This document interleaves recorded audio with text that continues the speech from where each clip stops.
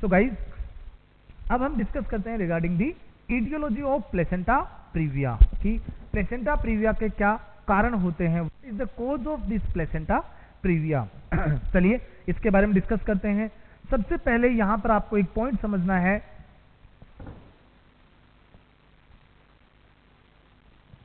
Exact cause is unknown. मैंने क्या बोला? Exact cause of placenta previa is unknown. आप ऐसा कह सकते हो इडियोपैथिक, मतलब प्लेसेंटा प्रीविया का एग्जैक्ट कारण किसी को भी नहीं पता है कि एग्जैक्टली ये हो क्यों रहा है ये प्रॉब्लम। फाइन, अगले पॉइंट पे आते हैं। कुछ लाइक सस्पेक्टेड थ्योरीज दी गई हैं, या there are theories which are given for the placenta previa. Now what are those theories? There are some theory regarding placenta previa. There are some theories regarding the placenta previa. सबसे famous जो इसके अंदर है that is the drop down theory. कौन सा है? Drop down theory. चलिए हम इसके बारे में डिस्कशन कर लेते हैं। फाइन, तो मैंने क्या कहा? Exactly the cause of placenta previa is unknown, but कुछ थ्योरीज दी गई हैं वहां पर। सबसे पहले जो हाइपोथेटिकल थ्योरीज दी गई है that is the drop down theory. Drop down theory का मतलब यहां पर क्या बताया गया है? It means due to poor decidual reaction, due to poor decidual reaction and hyperactivity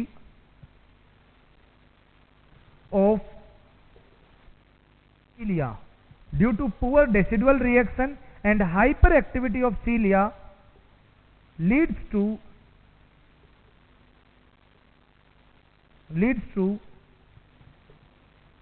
dropping of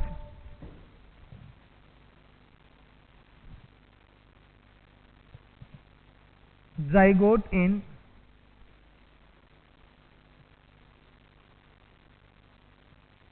lower segment of uterus.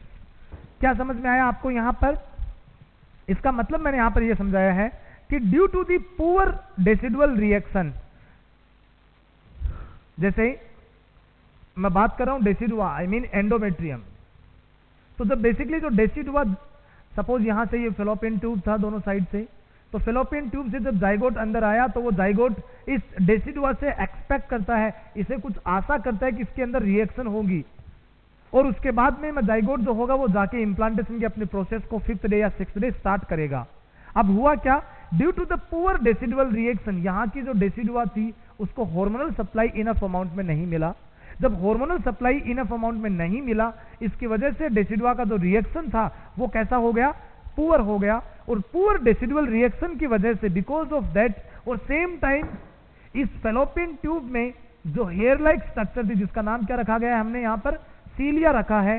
वो सीलिया हाइपर एक्टिविटी की वजह से इस जाइगोट को किधर पुश कर देते हैं? इस जाइगोट को वो नीचे की तरफ पुश कर देते हैं। They will push the zygote to the down side into the lower segment. अब जब जाइगोट, सपोज कीजिए सीलिया ने प्रेशर के साथ इसको नीचे पुश किया, डेसिडुआ ने इसको सपोर्ट नहीं किया, now the zygote is implanted into the lower uterine segment. Zygote कहां इंप्लांट हो गया? लोअर यूट्राइन सेगमेंट में इंप्लांट हो गया। That's all. ये थी हमारी ड्रॉपिंग डाउन थ्योरी। ये क्या है? This is the dropping down theory. So the zygote is implanted into the lower uterine segment. इसके पीछे यहां पर इन्होंने दो कारण दिए हैं। एक था ऊपर से जो डेसिडुआ है उसकी पुअर एक्टिविटी, और दूसरा क्या बताया है यहां पर इन्होंने? सीलिया की hyperactivity. That's all. That leads to the implantation, या that is the dropping of the zygote into the lower uterine segment. तो गाइज ये हमारा जो पहला थ्योरी था वो क्लियर हो गया, ड्रॉप डाउन थ्योरी या ड्रॉपिंग डाउन थ्योरी। आगे चलते हैं।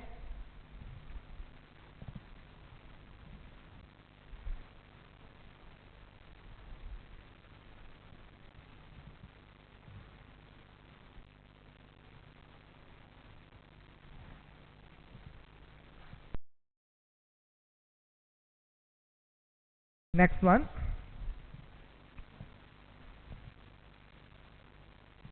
दूसरा जो रीजन दिया गया है प्लेसेंटा प्रीविया का, जो हाइपोथेटिकल आंसर्स हैं उसमें नेक्स्ट ये है, due to hyper activity of chorionic villi, due to hyper activity of chorionic villi, the total surface area of the total surface area of placenta, the total area of placenta is increased due to the hyperactivity of chorionic villi. the placenta के अंदर जो chorionic villi हैं, उन chorionic विलाइज के अंदर basically activities बढ़ने की वजह से, तो जो कोरियोनिक विलाई है, मैं डायग्राम में आपको क्लियर समझा रहा हूं, इन कोरियोनिक विलाई की एक्टिविटी जब प्लेसेंटा में बढ़ जाती है, तो इस कोरियोनिक विलाई की वजह से टोटल प्लेसेंटा का जो सरफेस होता है वो बढ़ जाता है। अब क्या होगा, जैसे सपोज प्लेसेंटा ऑलरेडी थोड़ा सा अपर सेगमेंट में था, बट जब थोड़ा सा नीचे की तरफ था, वन जब placental surface area is increase, जब एरिया बढ़ जाएगा प्लेसेंटा का, तो प्लेसेंटा कहां आ जाएगा, इट विल बी इन दी, इसका एक बड़ा हिस्सा किधर आ गया, लोअर सेगमेंट की तरफ आ गया। एक ये एक्टिविटी दी गई है। तो हाइपर एक्टिविटी किस चीज की है, कोरियोनिक विलाई का हाइपर एक्टिविटी है, और उसकी वजह से प्लेसेंटा का सरफेस एरिया क्या हो गया, वो बढ़ गया, और उसकी वजह से इंक्रीज हो गया, and that leads to placenta previa. उसने क्या कर दिया, प्लेसेंटा प्रीविया करवा दिया वहां पर। ओके फाइन, एक ये आपका सेकेंड इश्यू दिया गया है। नेक्स्ट वन, तीसरा हाइपोथेटिकल आंसर दिया गया है, due to hyper activity of pregnancy hormones, क्या हुआ, due to the hyper activity of pregnancy hormones, the placenta will grow, due to the hyperactivity of pregnancy hormone, the placenta will grow excessively and it leads to placenta previa। यहां पर इन्होंने ये देखिए, इसको third point को मैं बोल सकता हूं प्लेसेंटोमीगेली। क्या बोल सकते हैं हम लोग, placentomegaly, we can tell as a placentomegaly. Placentomegaly का क्या मतलब होता है, प्लेसेंटोमीगेली का मतलब होता है large size of placenta. What is that, large size of placenta. Okay, मैंने यहां पर क्या बताया, जो प्लेसेंटा है, सपोज कीजिए उसका ओवरऑल जो सरफेस एरिया है, सपोज कीजिए आप बोलते हो कि 20 सेंटीमीटर होता है, प्लेसेंटा का डायमीटर कितना होता है, 20 सेंटीमीटर होता है।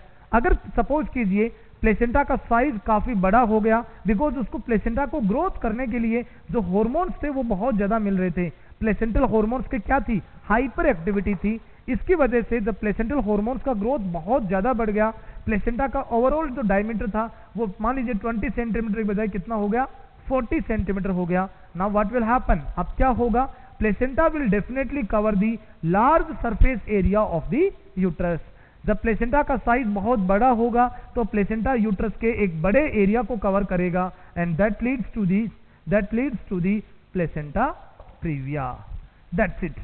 ये कुछ हाइपोथेटिकल आंसर्स दिए गए हैं किसके रिगार्डिंग, प्लेसेंटा प्रीविया के रिगार्डिंग। तो प्लेसेंटा प्रीविया के रिगार्डिंग एग्जैक्टली कोई कोज नहीं है, there is no exact cause of the placenta previa. कुछ थ्योरीज दी गई हैं, जैसे ड्रॉपिंग डाउन थ्योरी, सबसे फेमस कौन सा था, ड्रॉप डाउन थ्योरी। उसके अलावा नेक्स्ट क्या था, कोरियोनिक विलाई का हाइपर एक्टिविटी हो जाना, and that hyper activity leads to the large surface area of placenta. तीसरा दिया गया है कि कोरियोनिक विलाई के बजाय अगर प्लेसेंटल हॉर्मोन्स या प्रेगनेंसी हॉर्मोन्स का एक्टिविटी भी अगर बढ़ जाए तो भी क्या हो सकता है, female can have placentomegaly, and that placentomegaly also can cause the placenta previa. That's all. So guys, ये था regarding the etiology of placenta previa।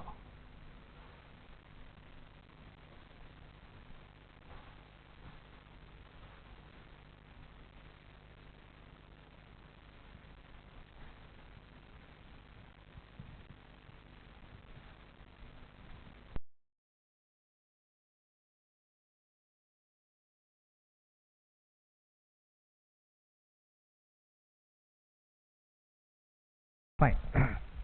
Now we will discuss regarding the few of the risk factors related to the placenta previa.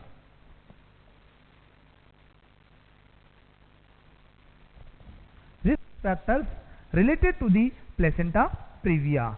क्या risk factors हो सकते हैं? इसमें सबसे most common, सबसे important जो रिस्क फैक्टर है वो ये है previous history of placenta previa. 5% chance होते हैं कि अगर प्रीवियस हिस्ट्री अगर मदर को प्लेसेंटा प्रीविया की है लास्ट ग्रेविडा में, तो नेक्स्ट प्रेगनेंसी में भी चांसेस रहते हैं किस चीज के? प्लेसेंटा प्रीविया के. फाइन, एक तो ये पॉइंट हो गया. दूसरा पॉइंट प्रीवियस हिस्ट्री के बाद में द सेकंड पॉइंट इज या multiparity. What is that? Multiparity. Multiparity का मतलब यहां पर क्या है? मल्टीपेरिटी का मतलब होता है ग्रांड मल्टीपेरा, मतलब female is very frequently she is conceiving या the number of pregnancy is increasing, मतलब overall जो total number pregnancy का कितनी बार प्रेग्नेंट हुआ है mother, that is really increasing. Fine. एक हम कह सकते हैं यहां पर अगला रिस्क फैक्टर्स है advance age of mother. Advance age of the mother. Mother का जो एज है दैट इज रियली लाइक हम कह सकते हैं when it is more than 35 year of age, that will be considered under the advance age of the mother. हम क्या पढ़ रहे हैं? We are studying about the risk factors associated with the placenta previa, कि placenta previa से related क्या क्या risk factors होते हैं. फाइन. तो एडवांस एज हो गया, प्रीवियस हिस्ट्री हो गया, मोस्ट इंपॉर्टेंट यही है, most common risk factor. Next is the multiparity. Fine. इसके अलावा भी कुछ रिस्क फैक्टर्स होते हैं जैसे मल्टीपल प्रेगनेंसी. मैं किसकी बात कर रहा हूं? ट्विन प्रेगनेंसी की बात कर रहा हूं. I am discussing regarding twin pregnancy. So guys, twin pregnancy या multiple pregnancy also is the one of the risk factor of the placenta previa. कि यूट्रस के अंदर एक टाइम में एक से ज्यादा फीटस ग्रो कर रहे हैं, तो जैसे सपोज कीजिए ऐसे हो सकता है. Fine. Like there are two fetus, dizygotic fetus है मान लीजिए, डाइजाइगोटिक फीटस आर देयर, जिनके जाइगोट अलग अलग हैं. तो एक जाइगोट यहां था, fetus was there and it is growing like this. दूसरा सपोज यहां पर अब ये सरफेस एरिया प्लेसेंटा का किसको नहीं मिला? फीटस को, सेकंड फीटस को नहीं मिला. तो सेकंड जाइगोट जो होगा it will come into the lower segment and it will grow into this area. तो ये हो गया बेसिकली प्लेसेंटा प्रीविया. एक फीटस नॉर्मल है, दूसरा फीटस जो है वो कहां पर इंप्लांट हो गया? लोअर यूट्राइन सेगमेंट में इंप्लांट हो गया. Then it will lead to the placenta previa. That's it. Okay. इसके अलावा एक और रिस्क फैक्टर्स होता है frequent D and C, like MTP, medical termination of pregnancy, dilatation and curettage. Dilatation and curettage. अगर कोई फीमेल जिसमें बार बार वेरी फ्रिक्वेंटली बहुत लंबा गैप दिए बिना अगर बार बार डायलेटेशन एंड क्यूरेटेज होता है, then she is also risky for the placenta previa. Future pregnancy में जब वो कंसीव करती है, किस चीज का रिस्क रहेगा? There will be the risk of placenta previa. तो फ्रीक्वेंट या repeated dilatation and curettage procedures are risky for the mother for placenta previa. Fine. तो गाइज ये हमने 5 डिफरेंट फैक्टर्स पढ़े, रिस्क फैक्टर्स पढ़े. किसके रिगार्डिंग हमने रिस्क फैक्टर्स पढ़े? प्लेसेंटा प्रीविया के रिगार्डिंग. इसमें हमने एक पढ़ा multiple pregnancy, that is the twin pregnancy. किस तरीके से ट्विन प्रेगनेंसी प्लेसेंटा प्रीविया करवा सकता है, I have explained you over here. Next I told you that the repeated episodes या frequent episodes of dilatation and curettage also can cause the placenta previa. इसके अलावा previous history of placenta previa is the one of the most common risk factor for placenta previa. इसके अलावा अगर mother का age advance है, advance age of the mother and multiparity का मतलब frequently आप ऐसा कह सकते हो कि when the mother has conceived या mother has given the delivery. मल्टीपेरिटी अगर हम वर्ड यूज कर रहे हैं, ऑब्वियसली हम वाइबिलिटी के बाद के पीरियड की बात करेंगे. इसका मतलब यह है कि mother has given the birth या mother has the baby which has crossed 22 weeks for many times, like more than 2 or 3 times. इसका मतलब यह है कि इस मदर के पास mother already having many live babies, मतलब 2 या 2 से ज्यादा लाइव बेबी डेफिनेटली इस मदर के पास हैं। सो फाइन, ये कुछ हमारे रिस्क फैक्टर्स थे किसके regarding the placenta previa.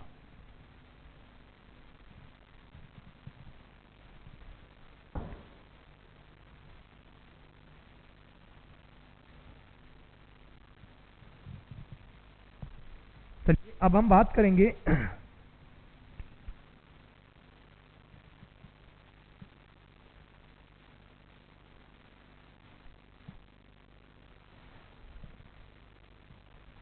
Clinical features of the या sign and symptom of the placenta previa, कि प्लेसेंटा प्रीविया की सिचुएशन के अंदर पेशेंट को क्या साइन एंड सिम्टम्स अपीयर होंगे।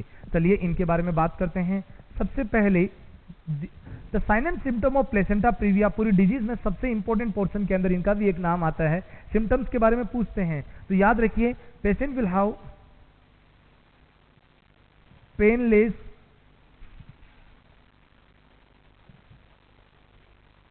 causeless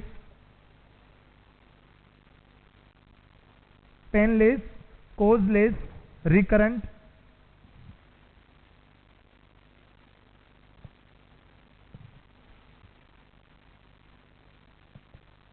revealed bright red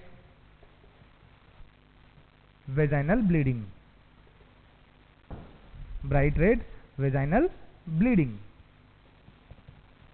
चलिए बस पूरी जो भी चीजें थी इंपॉर्टेंट चीजें वो सारी की सारी मैंने यहीं पर साइन एंड सिम्टम की इसी 1-2 लाइन में कंप्लीट कर दिया। आई टोल्ड यू दैट सबसे पहले हमेशा ध्यान रखिए प्लेसेंटा प्रीविया में जो ब्लीडिंग होता है that is the painless bleeding, मतलब mother does not have the pain when she is having the vaginal bleeding. Mother को क्या नहीं होता, वहां पर पेन नहीं होता। तो मैंने क्या वर्ड यूज किया, पेनलेस। दूसरा कोजलेस, क्या कोई इटियोलॉजी बताया मैंने प्लेसेंटा प्रीविया का? एग्जैक्ट इटियोलॉजी कुछ भी नहीं बताया मैंने, इसलिए मैंने क्या लिखा, कोजलेस। रिकरेंट का मतलब फ्रिक्वेंटली, बार बार होता है ब्लीडिंग, एक बार नहीं होता, रिकरेंटली होता है, बार बार होता है। Next one revealed. रिवील्ड का मतलब यहां पर क्या है, रिवील्ड का मतलब है blood will expel out from vagina. तो जो ब्लड है वो वेजाइनल एरिया में या यूट्रस में नहीं रहेगा। देखिए जब ब्लड, सपोज यहां से ब्लीडिंग हुआ, कहीं से भी ब्लीडिंग हुआ, या मान लीजिए यहां से इस प्लेसेंटा की साइड से ब्लीडिंग हुआ, अगर ब्लड वेजाइनल पार्ट में या यूट्रस में अगर ब्लड रह जाता है, when the blood does not come out, when the blood does not drain out, it is called as concealed. हम उसको क्या कहते हैं, कंसील्ड बोलते हैं। But when the entire blood is coming out, the blood बाहर ड्रेन हो रहा है पूरा, तो हम उसको क्या नाम देंगे, रिवील्ड। तो इस प्लेसेंटा प्रीविया की सिचुएशन में ब्लड यूट्राइन केविटी या वेजाइनल केविटी में नहीं होता, blood will be coming out, तो इसलिए मैंने वर्ड यूज किया revealed. Next is the bright red. जो ब्लीडिंग होगी, जो ब्लड लॉस होगा, वो ब्लड कैसा है, it's not dark, it is the bright red bleeding. तो मोस्ट प्रोबेबली जो ब्लड लॉस हो रहा है या जो ब्लीडिंग हो रही है, it is from the arterial site. ये कौन सी ब्लीडिंग है, it is the arterial bleeding, it is the arterial bleeding, vaginal bleeding. तो गाइस आपने क्या समझा यहां पर, what did you understand about this topic? आपको यह समझ में आया होगा कि जो प्लेसेंटा प्रीविया है उसकी सिचुएशन के अंदर पेशेंट को जो वेजाइनल ब्लीडिंग होता है वो पेनलेस होता है। The bleeding is painless, causeless, there is no exact cause for the bleeding, and it is recurrent, it is like frequently it is occurring. Next, the bleeding is revealed. Why I mentioned you revealed? Because इसका कारण क्या था हमारा revealed का, कि जो blood है वो अंदर नहीं रह रहा है, blood is coming out, the blood is coming out, that's what I called revealed. मैंने लिखा भी है यहाँ पर, blood will expelled out from the vagina. Next, एक और इंपॉर्टेंट चीज कि जो ब्लडिंग होगा, जो ब्लड लॉस हो रहा है वो कैसा है, उसका कलर कैसा है, ब्लड लॉस का कलर है ब्राइट रेड। इसका मतलब ये मोस्टली कैसा ब्लीडिंग होगा, आर्टेरियल ब्लीडिंग होगा। फाइन, ये पॉइंट हमारा कंप्लीटली क्लियर हो गया। देखिए कितना बड़ा इंपॉर्टेंट हमारा जो साइन एंड सिम्टम जो था वो क्लियर हुआ। नेक्स्ट वन, अगला हम लोगों को याद रखना है,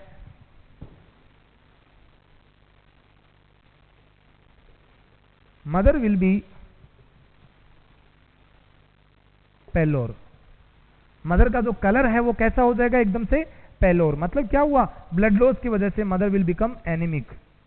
आप ऐसा कह सकते, मदर को क्या हो जाएगा, एनीमिया हो जाएगा। नेक्स्ट वन, इसके अलावा यूट्रस की जब हम बात करें, number 3 symptom, uterus will be soft and non tender. मतलब यूट्रस हार्ड नहीं होगा, uterus is totally soft, it is will be very soft and it is non tender. ये हमारे यूट्रस का नेचर रहेगा। Okay guys, other than that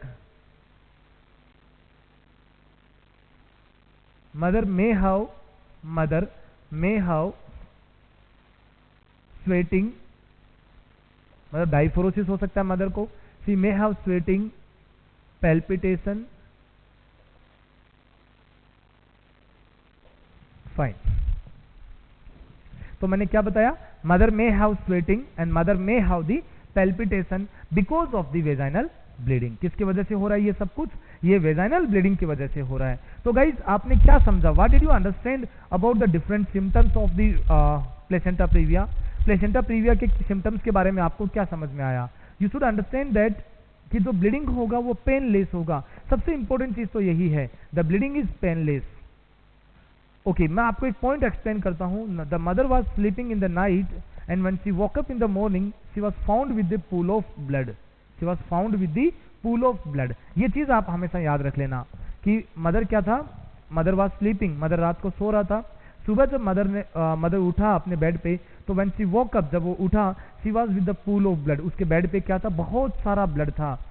क्या reason हुआ, night में जब मदर सो गया, उसके बाद में उसके यूट्राइन एरिया से, प्लेसेंटा की जो साइड थी, प्लेसेंटा से, या आप कह सकते हो डायरेक्टली जो प्लेसेंटा का जो ब्लड है वो वेजाइनल पार्ट से जाएगा बाहर, एक्सपेल्ड आउट होगा। तो उस पूरे उसकी वजह से पूरा बेसिकली जो एरिया था वहां पर क्या था, ब्लड लॉस था या ब्लीडिंग थी। इसका मतलब क्या हुआ, रात को जब मदर सो गया, तो हाँ एक और चीज आपको याद रखना है यहां पर, 4th point,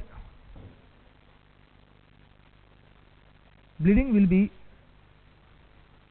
without any activity, without any body activity. ये भी लिख लीजिए, ये भी याद रहना चाहिए आपको पॉइंट। मैंने आपको क्या कहा, मदर रात को सो रहा है, तो सोते समय तो कोई एक्टिविटी नहीं हुई, mother is totally relax. Without that, उसके बावजूद भी मदर को क्या हुआ, ब्लीडिंग हुआ। इसलिए मैंने लिखा है bleeding will be without any body activity. Body की कोई एक्टिविटी के बिना भी मदर को क्या हो रहा है, ब्लड लॉस हो रहा है। फाइन, ब्लड लॉस होगा कैसा, ब्राइट रेड ब्लड होगा। उसकी वजह से मदर को जब ब्लड लॉस बहुत ज्यादा हो जाएगा, she is become pallor, she is become anaemic. वो कैसे हो जाएगी, एनीमिक हो जाएगी। ऑल राइट, एंड उसी वजह से ब्लड लॉस की वजह से, because of the blood loss, mother is having the sweating and palpitation. Mother को क्या हो रहा है, मदर को स्वेटिंग हो रहा है, मदर को पैल्पिटेशन हो रहा है। फाइन, चलिए अगले पॉइंट पे आते हैं हम लोग। तो ये हमारे जो भी, हाँ, what about the nature of uterus. Uterus कैसा रहेगा, uterus will be soft and non tender. Fine, तो यूट्रस एकदम से सॉफ्ट है ब्लीडिंग होने की वजह से। फाइन, तो गाइज आपको ब्लीडिंग का नेचर समझ में आया, पेन का नेचर समझ में आया। पेन नहीं होता है यूजुअली इसके अंदर। ब्लीडिंग कैसी हो रही है, रिकरेंट हो रही है, बार बार हो रही है और पूरा ब्लड बाहर आता है। फाइन, और ब्लीडिंग का कोई रिलेशनशिप नहीं है किस चीज के साथ में, एक्टिविटी के साथ में। मदर की कोई एक्टिविटी नहीं होती। मेरा ये डायलॉग हमेशा फेमस याद रखिए कि mother was sleeping in the night and morning she was found with the pool of blood. अगर आपको ऐसा कोई क्वेश्चन मिलता है दिमाग के कभी भी एग्जाम में, डायरेक्टली आपके दिमाग में क्या हिट होना चाहिए, yes, the examiner is talking about the placenta previa. किसकी बात कर रहा है, प्लेसेंटा प्रीविया की बात कर रहा है। ओके फाइन, चलिए अब हम नेक्स्ट पॉइंट पे चलते हैं। So guys, these are the 4 different sign and symptoms of the placenta previa. इसमें ये पेनलेस वाला, एक तो ब्राइट रेड वाला और एक रिवील्ड वाला, ये पॉइंट आपको जरूर याद रहना चाहिए। एक नेचर ऑफ द यूट्रस, कि यूट्रस का कैसा नेचर होता है।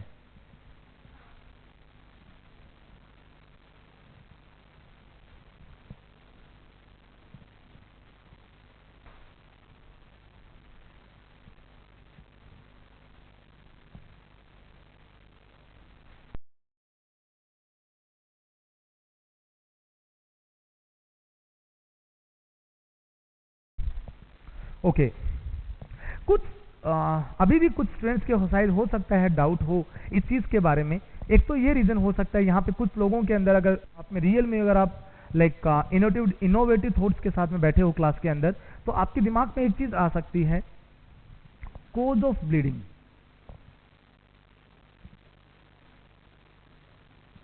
कि ऐसा क्या हुआ प्लेसेंटा प्रीविया में, what happen to the patient in placenta previa that she is having bleeding.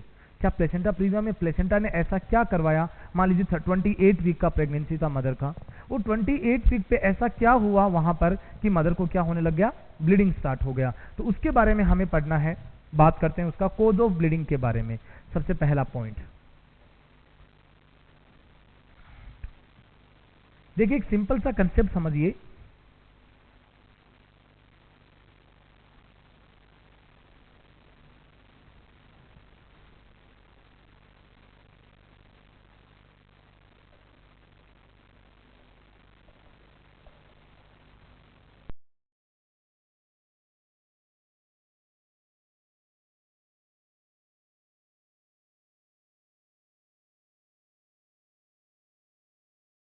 ये पॉइंट नोट कर लीजिए।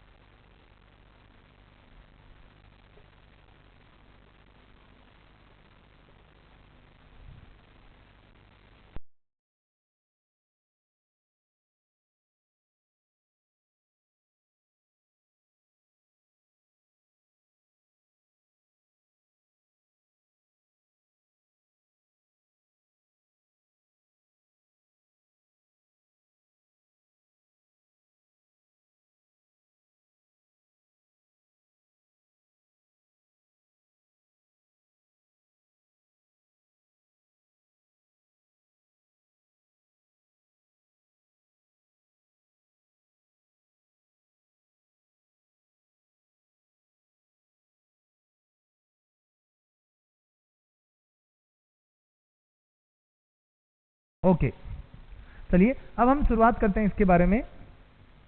मैंने आपको क्या कहा, मैं आपकी कंसेप्ट क्लियर कर रहा हूं यहां पर कि ब्लीडिंग होता क्यों है, ताकि आप फ्यूचर में याद रखो। देखिए, जो प्लेसेंटा है, आपको दो चीजें समझनी पड़ेंगी। प्रेगनेंसी के अंदर मदर को होते हैं पेनलेस यूट्राइन कॉन्ट्रैक्शंस। मदर को क्या होते हैं, पेनलेस यूट्राइन कॉन्ट्रैक्शंस। ये थ्रू आउट प्रेगनेंसी, पूरी प्रेगनेंसी में होते हैं। 16 से 18 वीक से शुरू होकर एंड तक चलते हैं। उसको हम लोग क्या कहते हैं, फॉल्स लेबर के नाम से भी जानते हैं, या फॉल्स कॉन्ट्रैक्शंस के नाम से भी जानते हैं। तो दीज माइल्ड यूट्राइन कॉन्ट्रैक्शंस को हमने क्या नाम दिया, ब्रैक्सटोन हिक्स कॉन्ट्रैक्शन। क्या नाम देते हैं हम लोग, ब्रैक्सटोन हिक्स कॉन्ट्रैक्शन।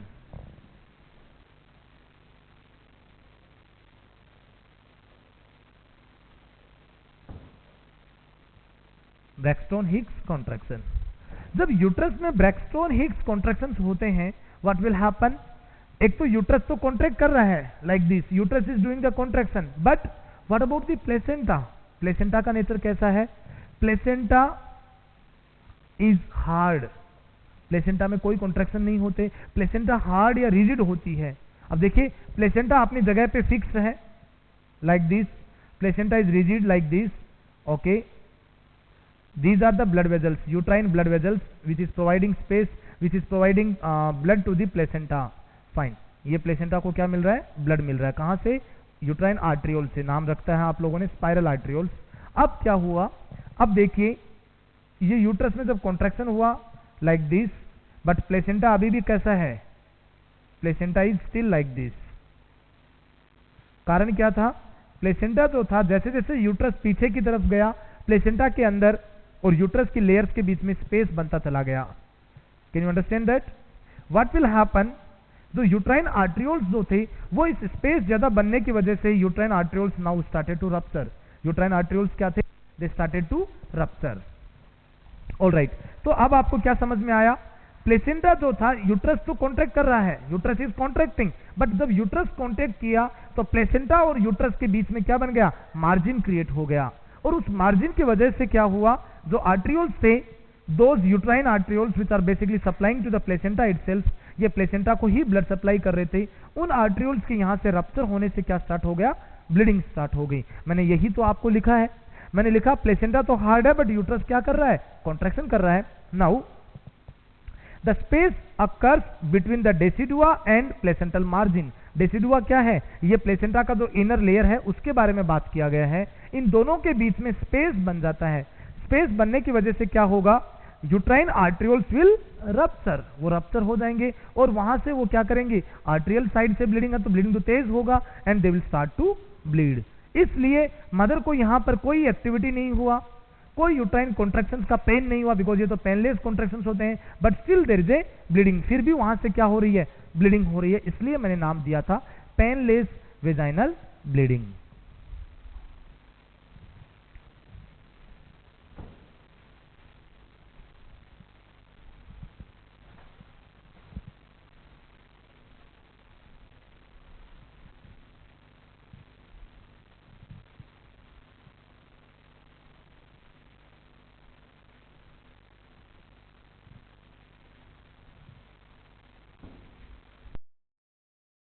ओके तो रिगार्डिंग प्लेसेंटा प्रीविया हमने टाइप्स कंप्लीट किए। टाइप्स के बाद में इटियोलॉजी के बारे में पढ़ा, रिस्क फैक्टर्स के बारे में पढ़ा, sign and symptoms of placenta previa के बारे में पढ़ा। अब हम डिस्कस करेंगे regarding the diagnosis of placenta previa. क्या होगा अगला हमारा point? Diagnosis of placenta previa.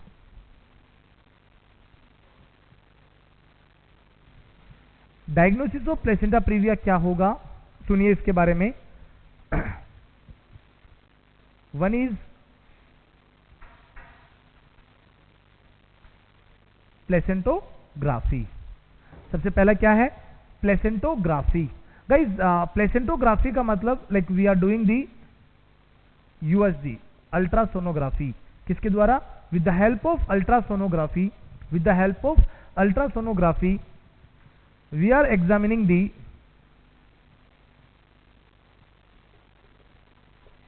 location of placenta. We are examining the location of placenta, margin of placenta, all those things. तो हम यहां पर प्लेसेंटा का मार्जिन, प्लेसेंटा की लोकेशन, ये सब कुछ चीजें मॉनिटर कर रहे हैं। किसके थ्रू? अल्ट्रासोनोग्राफी के द्वारा, ताकि हमें पता चले कि कितना स्पेस है प्लेसेंटल मार्जिन और प्लेसेंटा के बीच, इंटरनल ओवस के बीच में। इंटरनल ओवस एंड प्लेसेंटा के बीच में कितना स्पेस है, ये हमें पता चल सके। प्लेसेंटा की एक्यूरेट लोकेशन क्या है? लोअर सेगमेंट फंडस में है, थोड़ा अपर सेगमेंट में है, या लोअर सेगमेंट में है, ये चीजें भी हमें क्लियर करनी है। इन सबको देखने के लिए हम जो प्रोसीजर कर रहे हैं उसका क्या नाम है? प्लेसेंटोग्राफी। ऑब्वियसली जब आप प्लेसेंटा प्रीविया पढ़ रहे हो तो आप किसके बारे में पढ़ोगे? You will definitely study about the placentography या प्लेसेंटल लोकेशन। ओके, ये हमारा फर्स्ट डायग्नोसिस हो गया। तो प्लेसेंटोग्राफी करने के लिए हमें क्या चीज जरूरत है? We need the ultrasonography. Next one, आपको याद रखना, पर वेजाइनल एग्जामिनेशन, क्या बोला मैंने? पर वेजाइनल एग्जामिनेशन, जिसको हम शॉर्ट में पीवी बोलते हैं। क्या बोलते हैं? पीवी बोलते हैं। पर vaginal examination is Contra indication. Please ये पॉइंट नोट रखिए, don't forget this point, it is very very important. क्या कॉन्ट्रा इंडिकेटेड है? पर vaginal examination is Contra indicated, मतलब प्रेगनेंसी में फीमेल को अगर प्लेसेंटा प्रीविया है तो वहां पर क्या करेंगे? नो पीवी, नो पर वेजाइनल एग्जामिनेशन। पीवी मतलब पर वेजाइनल एग्जामिनेशन वहां पर नहीं करना है। बिकॉज क्यों नहीं करना है? मान लीजिए प्लेसेंटा यहां पर है लोअर सेगमेंट में, मतलब इस तरीके से एकदम से सेंट्रल प्लेसेंटा प्रीविया पड़ा है यहां पर, और जब हम पीवी पर वेजाइनल एग्जामिनेशन करेंगे, सर्विक्स के इंटरनल ओवस को टच करेंगे, तो हो सकता है यहां से इस एरिया से आर्ट्रियोल्स रप्चर होने की वजह से क्या स्टार्ट हो जाए? ब्लीडिंग स्टार्ट हो जाए। इसलिए हमें पीवी नहीं करना है। पर वेजाइनल एग्जामिनेशन एक बार अगर प्लेसेंटा प्रीविया कंफर्म हो जाए तो हम एक ही ऑप्शन पे कर सकते हैं, that is in the labour room, या एट दी, हम ऐसा कह सकते हैं, जो सिजेरियन सेक्शन होता है, सिजेरियन सेक्शन जो ऑपरेशन थिएटर होता है, वहीं पर हम पर वेजाइनल एग्जामिनेशन कर सकते हैं। और हमें बिल्कुल भी नहीं करना चाहिए, because once the bleeding started it is very difficult to control. और वो ब्लड लॉस किसका हो रहा है? मैटरनल साइड का ब्लड लॉस हो रहा है। मदर को या फीटस को क्या प्रॉब्लम होगा, यूट्रो प्लेसेंटल इनसफिशियंसी। तो पीवी के बारे में आप याद रखिए, पीवी नहीं करना है। पीवी केवल और केवल सिजेरियन सेक्शन रूप में, जहां पर डबल सेटअप एग्जामिनेशन होता है कि भाई अगर हम पीवी कर रहे हैं, अगर ब्लीडिंग हो गया तो हम क्या कर सकते हैं, इमीडिएटली वहां पर डिलीवरी करवा सकते हैं। फाइन। तीसरा यहां पर डायग्नोसिस है, that is the double setup examination. इसके बारे में अभी मैंने आपको एक्सप्लेनेशन दिया है। डबल सेटअप एग्जामिनेशन ये कहां पर करते हैं, it is done in the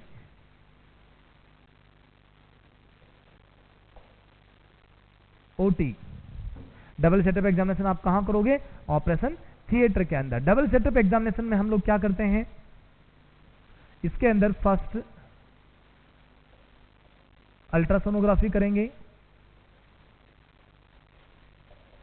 second परवेजनल examination करेंगे। परवेजनल एग्जामिनेशन के अंदर इफ ब्लीडिंग अकर्स, अगर क्या हो गया वहां पर ब्लीडिंग अकर्स, अगर ब्लीडिंग होना शुरू हो जाता है, then we will plan for caesarean section. हम इमीडिएटली वहां पर किस चीज का प्लान करेंगे, we will start for the caesarean section. Alright guys, ये था हमारे diagnosis regarding the placenta previa. Placentography था, पीवी नहीं करना होता है। डबल सेटअप एग्जामिनेशन में हम पीवी कर सकते हैं, पहले यूएसजी किया देन पीवी किया। ओके, यूएसजी में हम कौन से वाला यूएसजी कर सकते हैं, यहां पर mainly we can go for transvaginal sonography, we can go for TVS, but it should be very careful। TVS में हमें complete information मिलेगा, very careful, we should not, don't touch cervix, internal overs, cervix के internal overs को आप touch मत कीजिए। मतलब ऐसा ना हो कि आपके अल्ट्रासोनोग्राफी का जो प्रोब है वो प्रोब बार बार सर्विक्स के इंटरनल ओएस को हिट कर रहा है, it should not happen. So we should, हम लोग ट्रांसवेजाइनल सोनोग्राफी कर सकते हैं, करना है, उससे आपको एक्यूरेट इंफॉर्मेशन मिलेगा, but we should be very carefully. क्या हो सकता है वहां पर, ब्लीडिंग हो सकता है, आर्ट्रियोल्स रप्चर हो सकते हैं, mother can have the APH। Okay, so fine, ये थे हमारे diagnosis of the, these are the diagnosis of the placenta previa।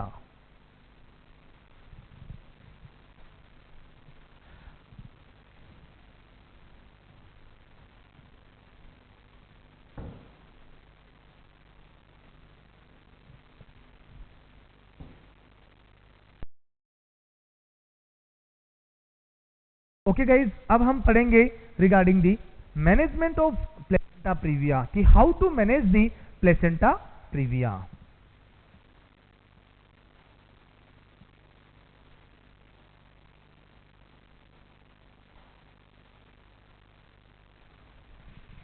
Management of placenta previa, fine. चलिए बात करते हैं मैनेजमेंट से रिलेटेड। तो how to manage the placenta previa, इसमें यहां पर दो चीजें आएंगी।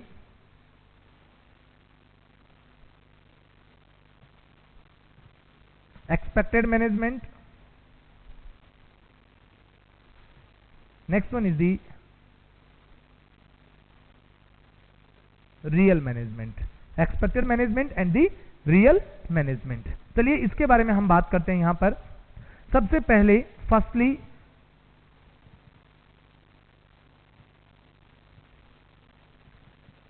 Hospitalisation of mother,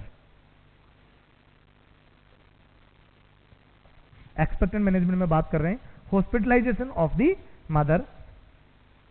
next one,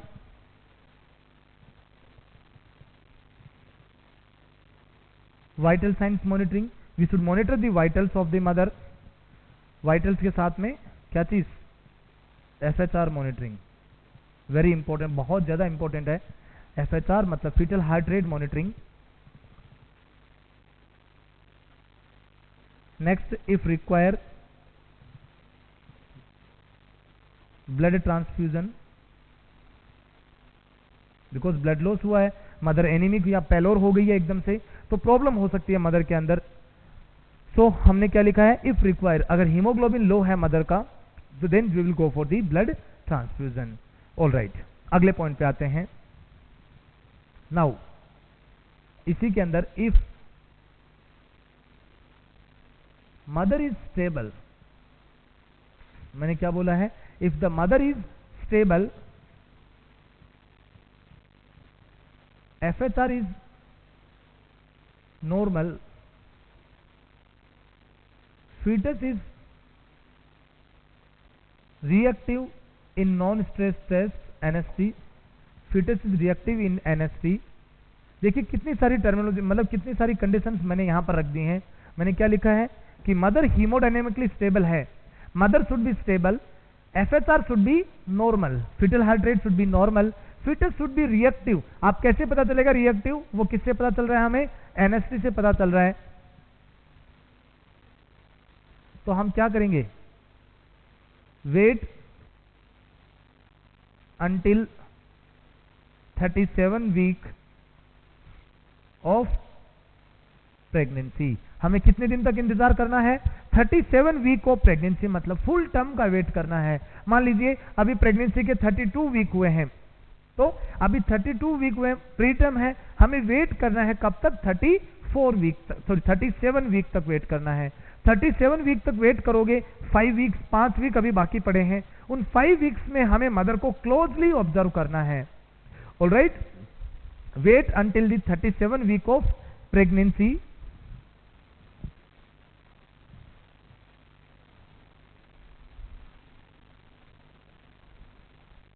thirty 37 week पे क्या करेंगे हम लोग,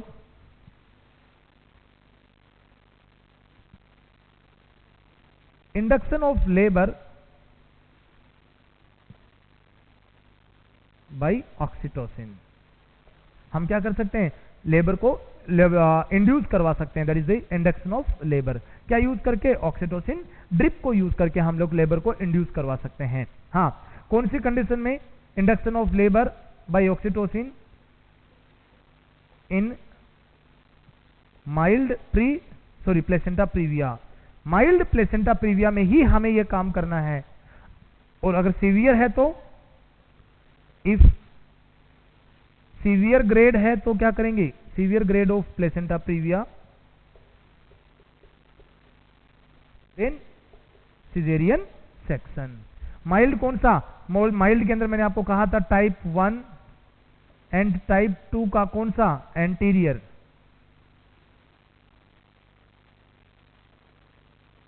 एंटीरियर वो क्या कहलाते हैं, वो कहलाते हैं माइल्ड वाले. तो माइल्ड में तो हम लोग कर सकते हैं इंडक्शन ऑफ लेबर, मतलब लेबर को इंड्यूस करवा सकते हैं कितने वीक पे, 37 वीक पे. और सीवियर में हमें क्या करना है, only and only caesarean section.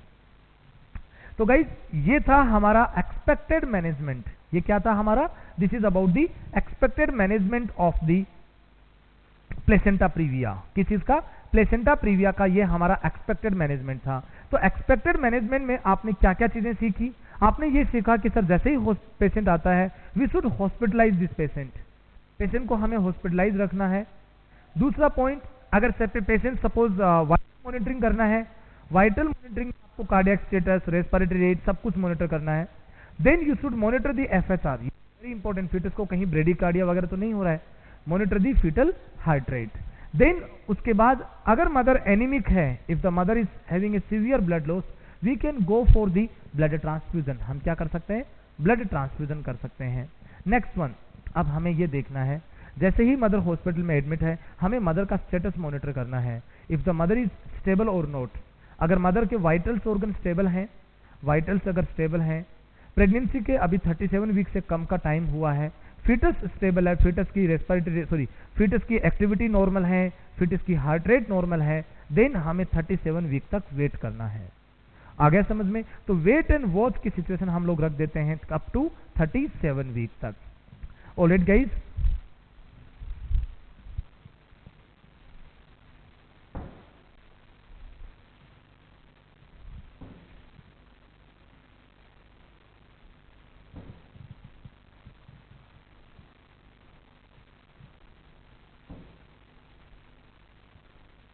Okay. जब हम 37 वीक तक वेट कर रहे हैं, मान लीजिए अभी 35 वीक या 36 वीक हुए हैं, 37 वीक तक जब हम वेट करते हैं, हमें 2 पॉइंट पे फोकस करना है। Advise the mother for complete bed rest, advise the mother for complete bed rest. दूसरा,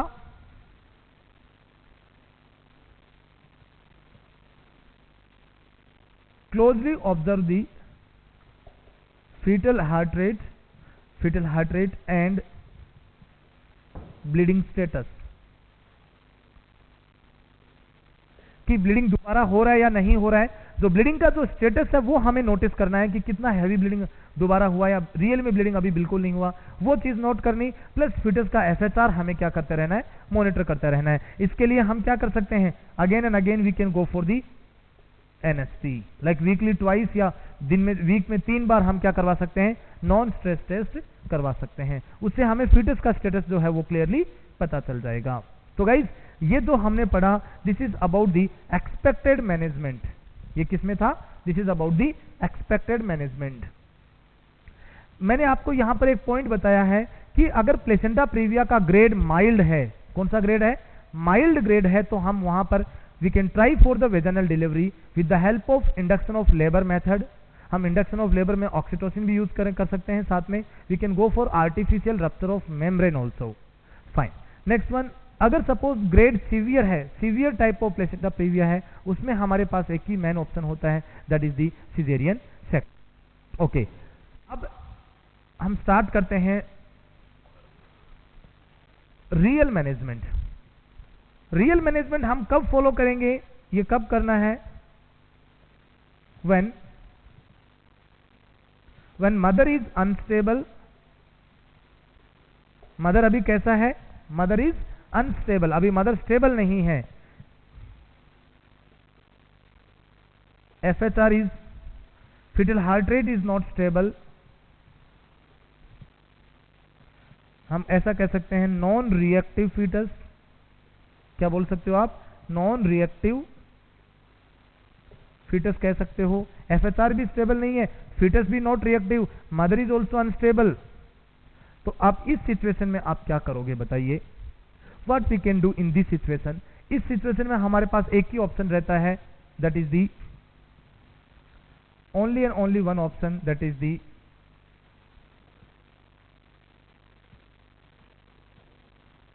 termination of pregnancy.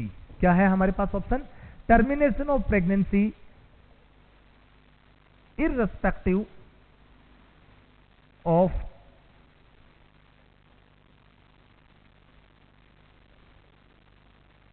Gestational age.